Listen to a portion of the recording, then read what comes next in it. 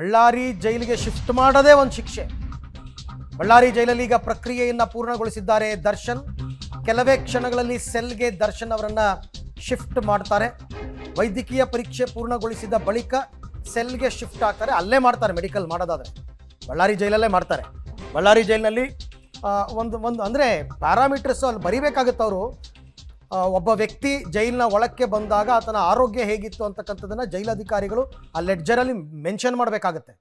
ಹಾಗಾಗಿ very normal check ಮಾಡ್ತಕ್ಕಂಥದ್ದು, B P ಹೇಗಿದೆ, ಶುಗರ್ ಹೇಗಿದೆ, ಹಾರ್ಟ್ ಬೀಟ್ ಹೇಗಿದೆ, ಇದೆಲ್ಲ ನೋಡಿ ಆಲ್ರೆಡಿ ನನ್ನ ಪ್ರಕಾರ ಅವರ ಆರೋಗ್ಯ ಸ್ಥಿರವಾಗಿದೆ. ಹಾಗಾಗಿ ಅದನ್ನು ಫಾರ್ಮ್ಯಾಲಿಟೀಸ್ಗೆ ಮಾಡಿ ಅವ್ರನ್ನ ಸೆಲ್ಲಿಗೆ ಕರ್ಕೊಂಡೋಗಿ ಬಿಡ್ತಾರೆ. ಇಷ್ಟೇ ಪ್ರೊಸೀಜರ್.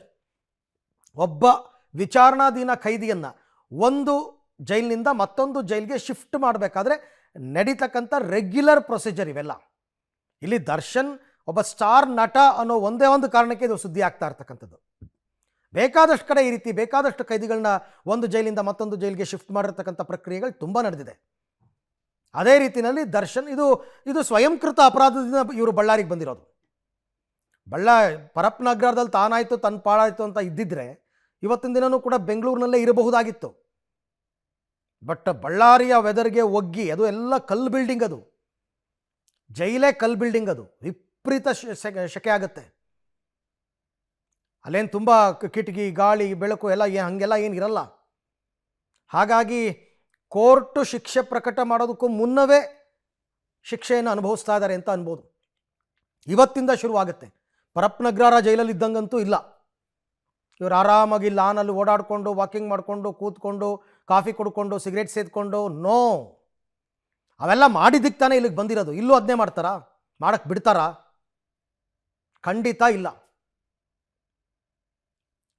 ಜೈಲು ಒಳಗಡೆ ಅವರಿಗೆ ಯಾವ ರೀತಿ ಒಬ್ಬ ಸಾಮಾನ್ಯ ಖೈದಿಗೆ ಫೆಸಿಲಿಟೀಸ್ ಇರುತ್ತೋ ಅಷ್ಟೇ, ಇನ್ನೇನೂ ಕೊಡಲ್ಲ, ಎಕ್ಸ್ಟ್ರಾ ಇನ್ನೇನೇನೂ ಇಲ್ಲ. ಬಟ್ ಅದು ಒಂದು ರೀತಿಯಲ್ಲಿ ದರ್ಶನ್ಗೆ ಈಗ ಯಾರೂ ಸ್ನೇಹಿತರಿಲ್ಲ ಅಲ್ಲಿ. ವಿಲ್ಸನ್ ಗಾರ್ಡನ್ ನಾಗನೂ ಇಲ್ಲ, ಕುಳ್ಳ ಸೀನನೂ ಇಲ್ಲ, ಇವ್ರ ಟೀಮ್ನ ಇವ್ರ ಮ್ಯಾನೇಜರ್ ನಾಗರಾಜು ಆತನೂ ಇಲ್ಲ. ಎಲ್ಲರನ್ನೂ ಒಂದೊಂದು ಕಡೆಗೆ ಚಿತ್ರಾನ್ನ ಮಾಡಿ ಹರಿದು ಹಂಚ್ಬಿಟ್ಟಿದ್ದಾರೆ ಜೈಲುಗಳಿಗೆ. ಆದರೆ ಇಲ್ಲೇನಿದ್ರು ಕೂಡ ಸಿಬ್ಬಂದಿಗಳನ್ನ ಇವ್ರು ಪರಿಚಯ ಮಾಡ್ಕೋಬೇಕಷ್ಟೆ. ಏನೋ ಚೂರು ಪಾರು